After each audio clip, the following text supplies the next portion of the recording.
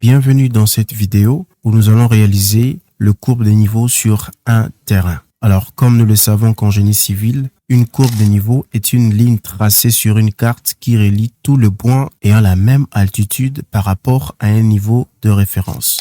Souvent, c'est le niveau de la mer. Et ces lignes vont permettre de représenter le relief et la topographie d'un terrain sur une carte à des dimensions. Et on essaie de dessiner un terrain. Alors, je viens dans structure ici. Je choisis ça. OK, c'est bon, c'est terre. Je viens en 3 dimensions. Voilà. Alors, je peux également modifier la profondeur de cette terre. Je peux me dire ici, je peux écrire même 2 mètres. Voilà, j'ai modifié la profondeur. Ou soit, je peux me dire que c'est 6 mètres. Voilà. Alors, comme nous constatons, le terrain est vraiment plat.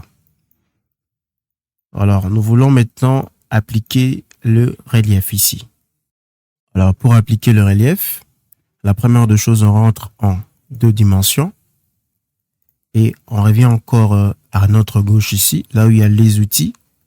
On prend l'outil, on vient dans Document. Et dans Document, on prend Spline. Alors ici, on va essayer de dessiner le courbe de niveau parce que nous savons que la carte topographique comporte des courbes de niveau et chaque courbe a son altitude. Voilà. Alors, qu'est-ce que je vais faire? Je vais tracer une courbe comme ça. Voilà. Je trace une autre courbe dans ce sens. Pour arrêter, il suffit de double-cliquer. Voilà, je viens encore ici. Je peux également fermer cette courbe, ça ne pose pas de problème. Ce qui va entrer en compte, c'est seulement les courbes qui sont dans ce rectangle. Alors, je peux cliquer ici, je dessine. Voilà.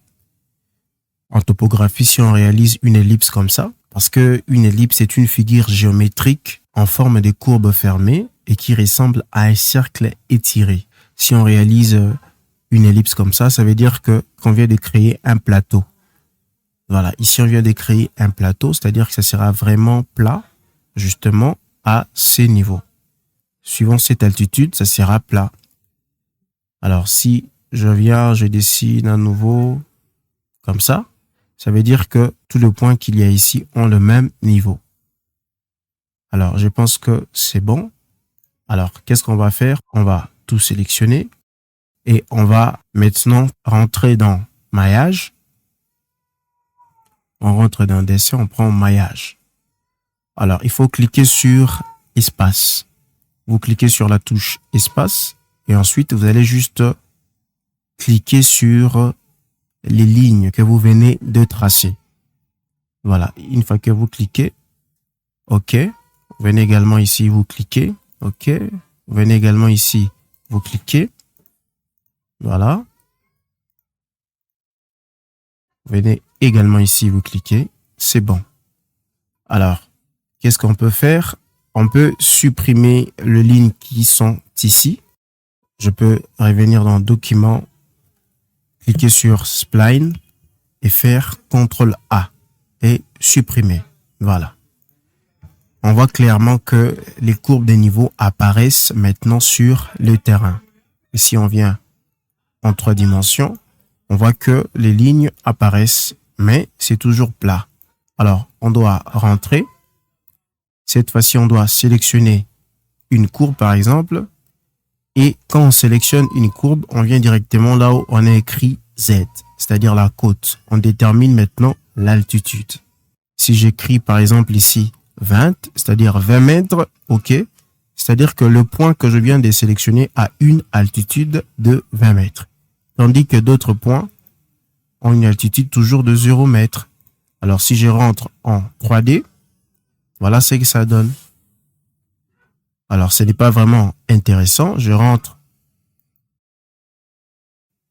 Je clique.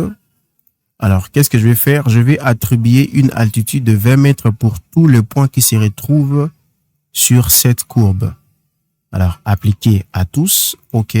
C'est-à-dire que ici, j'ai 20 mètres. Je rentre. Voilà. J'ai 20 mètres ici. Alors, 20 mètres, c'est quand même trop. Je double-clique. Si je veux changer, j'écris par exemple 2. OK. Voilà. 2 mètres. Et je rentre. Je peux cliquer ici, double-cliquer et laisser couche appliquée à tous pour que tous les points qui se trouvent sur cette courbe puissent avoir une même altitude. Alors, je vais écrire, par exemple, 1 mètre. OK. Je viens ici, je double-clique sur ce point. Par exemple, 2 mètres. OK. Ici, par exemple, 3 mètres.